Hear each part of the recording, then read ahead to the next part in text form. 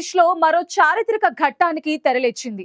2024 ఆగస్టులో జరిగిన విద్యార్థి ఉద్యమం ఆ దేశ రాజకీయ ముఖ చిత్రాన్ని పూర్తిగా మార్చేసింది. 17 ఏళ్ల పాటు దేశాన్ని ఏలిన షేక్ హసీనా గద్దె దిగి భారత్కి వచ్చేయగా ఇప్పుడు నోబెల్ గ్రహీత మహమ్మద్ యూనుస్ సారథ్యంలో ఎన్నికలకు ముహూర్తం ఖరారైంది. అయితే ఈ ఎన్నికలు ఎంతవరకు పారదర్శకం? లక్షలాది మంది కార్యకర్తలు ఉన్న అవామీ లీగ్ పార్టీని పోటీకి దూరం చేసి నిర్వహిస్తున్న ఈ పోరు బంగ్లాదేశ్ ని స్థిరత్వం వైపు నడిపిస్తుందా, లేక మరిన్ని అల్లకల్లోలాలకు దారితీస్తుందా? తనపై వచ్చిన మరణశిక్ష తీర్పుని తప్పుపడుతూ షేక్ హసీనా పంపిన ఈమెయిల్ సందేశం ఇప్పుడు ప్రపంచ దేశాలను ఆలోచనలో పడేస్తోంది. అసలు బంగ్లా ఎన్నికల్లో ఏం జరుగుతోంది? అవామీ లీగ్ లేకుండా జరుగుతున్న ఈ పోరులో గెలిచేదెవరు? ఐ న్యూస్ స్పెషల్ స్టోరీలో ఇప్పుడు చూద్దాం.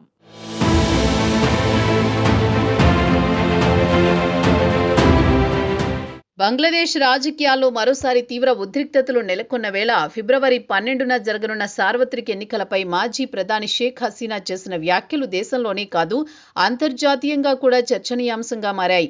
లక్షలాది మంది కార్యకర్తలు దశాబ్దాల చరిత్ర కలిగిన అవామీ లీగ్ పార్టీని పూర్తిగా పక్కనబెట్టి ఎన్నికలు నిర్వహించాలన్న తాత్కాలిక ప్రభుత్వ నిర్ణయాన్ని ఆమె తీవ్రంగా తప్పుబట్టారు. నోబెల్ శాంతి బహుమతి గ్రహీత మహమ్మద్ యూనస్ నేతృత్వంలోని తాత్కాలిక ప్రభుత్వం ఉద్దేశపూర్వకంగానే అవామీ లీగ్ను ఎన్నికల ప్రక్రియ నుంచి వెలివేసిందని ఆరోపిస్తూ ఇది ప్రజాస్వామ్యంపై నేరుగా దాడి చేయడమేనని షేక్ హసీనా వ్యాఖ్యానించారు. దేశంలో అతిపెద్ద రాజకీయ పార్టీకి పోటీ చేసే అవకాశం ఇవ్వకుండా కొద్ది పార్టీలతోనే ఎన్నికలు జరిపితే అది ప్రజాస్వామ్య ఎన్నిక కాదని, అటువంటి ప్రక్రియ ద్వారా ఏర్పడే ప్రభుత్వం దేశాన్ని ఏకం చేయలేదని ఆమె స్పష్టం చేశారు. ఈ విధమైన నిర్ణయాలు బంగ్లాదేశ్ను దీర్ఘకాలిక అస్థిరత వైపు నెట్టే ప్రమాదం ఉందని హెచ్చరించారు. తన పాలనలో ప్రజాస్వామ్య విలువలను గౌరవించానని, ఎన్నికలను చట్టబద్ధంగా నిర్వహించానని హసీనా గుర్తు చేశారు. గతంలో కొన్ని ప్రధాన పార్టీలు స్వచ్ఛందంగా ఎన్నికలను బహిష్కరించాయని, అది వారి రాజకీయ నిర్ణయమేనని చెప్పారు. కానీ ఇప్పుడు పరిస్థితి పూర్తిగా భిన్నమని, ఒక ప్రధాన పార్టీని చట్టబద్ధంగా నిషేధించి ఎన్నికల నుంచి తొలగించడం నిరంకుశ ధోరణికి నిదర్శనమని ఆమె అభిప్రాయపడ్డారు.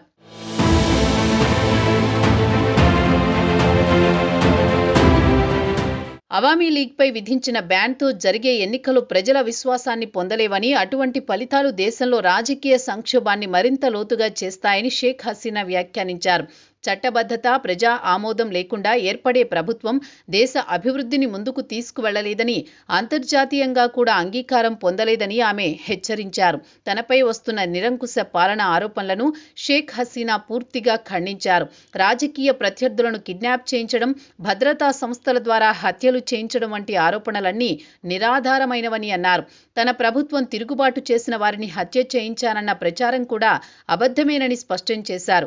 ఇలాంటి ఆరోపణల ఆధారంగానే ఒక కోర్టు తనకు మరణశిక్ష విధిస్తూ ఆదేశాలు జారీ చేసిందని, అది స్వతంత్ర న్యాయ వ్యవస్థ కాదని, కొందరి చేతుల్లో నడిచే కోర్టేనని విమర్శించారు.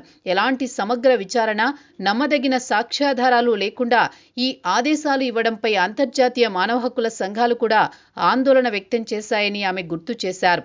ప్రజాస్వామ్య దేశంలో న్యాయ వ్యవస్థ కూడా రాజకీయ ఒత్తిళ్లకు లోనైతే ఆ దేశ భవిష్యత్తు ప్రమాదంలో పడుతుందని ఆమె వ్యాఖ్యలు తీవ్రంగా హెచ్చరించాయి.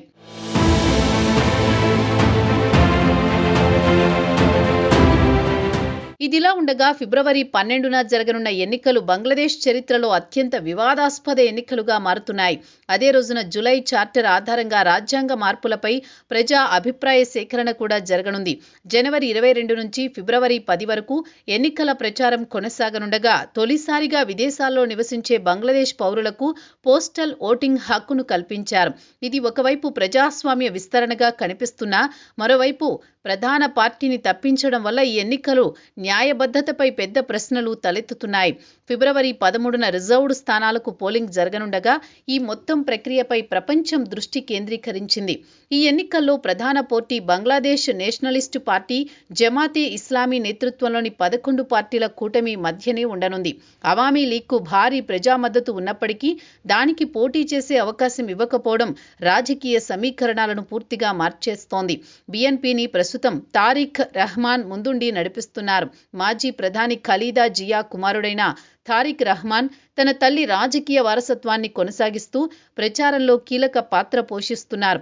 గతంలో హసీనా పాలనలో ఖలీదా జియా, యూనస్, ఇతర నేతలు విదేశాల్లో ఉండాల్సి రావడం, ఇప్పుడు పరిస్థితి పూర్తిగా మారిపోవడం బంగ్లాదేశ్ రాజకీయాల్లో వేగంగా మారుతున్న సమీకరణాలకు నిదర్శనమని విశ్లేషకులు గుర్తు చేస్తున్నారు.